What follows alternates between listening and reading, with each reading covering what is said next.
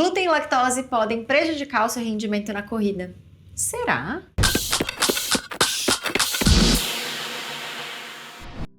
Com certeza você já ouviu alguém dizer: você deveria tirar o glúten e a lactose, eles te fazem mal, te inflama. Mas será que vale para todo mundo? Bom, para mim, valeu. E quem descobriu foi a Flora, a minha nutricionista. Antes de mais nada, o que é o glúten e o que é a lactose? A lactose é o açúcar do leite. Que está presente no iogurte. Que está presente em qualquer lácteo, tá? que vem do leite. Então, o leite ele é base para queijo, para iogurte, para qualquer outro lácteo, né? Que a gente pensa aqui. E aí, quando você vê um produto sem lactose no mercado, não é que ele tá sem lactose, não tem como tirar a lactose de lá, ou tirar o açúcar do leite que tá na composição dele. É adicionada a enzima lactase, que a gente produz endogenamente. Se você se dá bem e não tem intolerância à lactose, você produz a quantidade de enzima lactase suficiente para digerir bem esse açúcar. Uma intolerância à lactose, ela tem a característica de desconfortos porque você não consegue digerir, você não produz enzima suficiente para quebrar em micromoléculas esse açúcar e aí ele fica fermentando e aí você tem o desconforto. Já o glúten ele é uma proteína presente no centeio, na cevada, no trigo. Então, nesses alimentos que contêm o glúten, ele é uma molécula que você também não consegue tirar. Então, os produtos que são sem glúten, eles são de outras fontes alimentares. Então, se você come um pão sem glúten, ele não vai ser um pão de farinha de trigo, ele vai ser um pão de farinha de arroz, por exemplo. Então, algumas pessoas não conseguem digerir essa proteína e ela vai ficando lá. Quando ele tá lá, só machucando, que é a característica da doença celíaca, é que ele vai machucando ali aquela mucosa até que necrosar o intestino, que é muito grave, pode morrer a pessoa, né? Então, assim, é muito diferente, a pessoa não posso comer glúten e tal. Não poder comer glúten é muito grave. De fato, você não pode ter contato algum, porque seu intestino vai necrosar, né?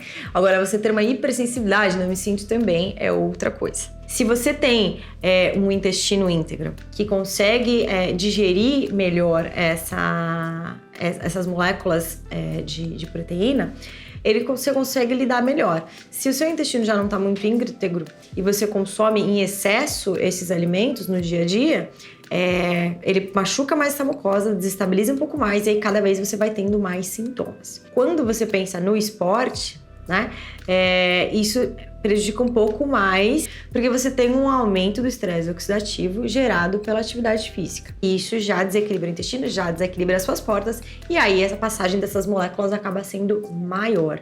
E aí o fato é que elas são mal digeridas, e é isso que pode gerar alguns sintomas. Mas não é para todo mundo, e se você não tem sintoma nenhum, tá tudo bem. Tá, mas como perceber ou quais são os sintomas de uma pessoa que tá com intolerância a glúten e lactose? Quando a gente pensa na intolerância à lactose, uma das características mais marcantes são a produção de gases, ou estufamento. Tem algumas pessoas que têm muita diarreia ou constipação, né? Ou enjoo também, Enjoo também é bem característico, pode ser dor de cabeça. Dor de cabeça serve para os dois.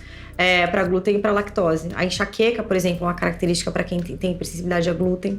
Enxaqueca constante, inchaço, bolsa embaixo do olho. O estufamento também é característico. A alternância das fezes também, tanto para constipado como para diarreico. Muitas vezes quem tem hipersensibilidade a glúten tem alguma dor articular por conta da inflamação. E muitas pessoas tiram da vida e falam, nossa, tô muito melhor. Mas aí a gente tá falando do quê, né? Uma pessoa que tomava ali um iogurte com puro açúcar e comia pão loucamente, massa, então, assim, óbvio que você vai sentir melhora na sua vida se você melhora seu padrão alimentar, mas isso não faz de você um intolerante, não é que você não pode consumir, né? Flora, e como que eu tenho certeza se eu tenho intolerância ou não a glúten e lactose?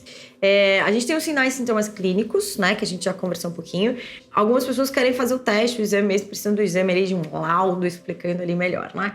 E a intolerância à lactose, a gente tem o teste de intolerância à lactose, você toma lá um líquido, você aguarda lá no laboratório, ele vai medindo, que nem o da glicose, que você vai vendo qual que é a sua tolerância ali ao longo de 60 minutos, 120 minutos, 180 minutos, como que é isso daqui. Normalmente as pessoas que têm a intolerância mais alta já começam a sentir desconforto ali só de tomar já, né, no próprio laboratório. E aí o laboratório ele consegue dar ali uma ideia do grau de intolerância à lactose. Para hipersensibilidade ao glúten, a gente tem uma série de exames que dão falso negativo, o que é muito comum. Para fazer o diagnóstico de uma doença celíaca e diferenciar se é um celíaco, que é muito mais grave, ou uma hipersensibilidade ao glúten, o padrão ouro é fazer uma biópsia do intestino, mas é um exame extremamente invasivo, por isso que as pessoas só fazem em última instância. Hoje em dia a gente tem um teste genético, onde ele tem 98% de acerto, que é muito legal, um exame de sangue, que é o HDL K2 e o K8. E a gente consegue fazer, ele só tem no particular hoje em dia, não tem ainda em convênio, mas ele não é super caro, ele é de fácil acesso, vários laboratórios tem aqui em São Paulo. É excelente direcionamento para doença celíaca, então ele serve muito para hipersensibilidade alimentar. É o único teste que eu confio hoje. E a gente pode desenvolver essa intolerância ao longo dos anos? Se você tem um padrão alimentar mais favorável para um desequilíbrio do microbioma intestinal, mais favorável você tá a adquirir mais hipersensibilidades alimentares ao longo da sua vida.